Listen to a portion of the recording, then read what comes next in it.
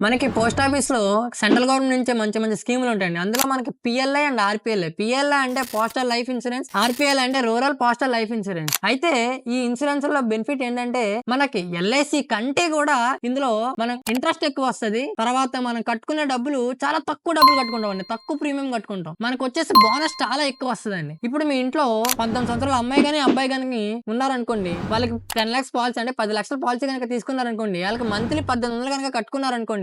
వాళ్ళకి 41 ఇయర్స్ వచ్చేసరికి వాళ్ళకి 31,00,000 వస్తదండి. అంటే మీరు కట్టుకునేది 10,00,000 పాలిసీ. బట్ మీకొచ్చేసి బోనస్ 31,00,000 అండి. అంటే 31,00,000 మీ చేతిలో పడతాయి. So, as compared to LIC కంటే కూడా మనకి పోస్ట్ ఆఫీస్‌లో రూరల్ పోస్టల్ లైఫ్ ఇన్స్యూరెన్స్ గాని, పీఎల్ఐ గాని, పోస్టల్ లైఫ్ ఇన్స్యూరెన్స్‌లో గాని మీరు గనక కట్టుకునేలా ఉంటే మీకు చాలా బోనస్ అనేది చాలా ఎక్కువ వస్తదండి. ఇంట్రెస్ట్ ఎక్కువ వస్తదండి.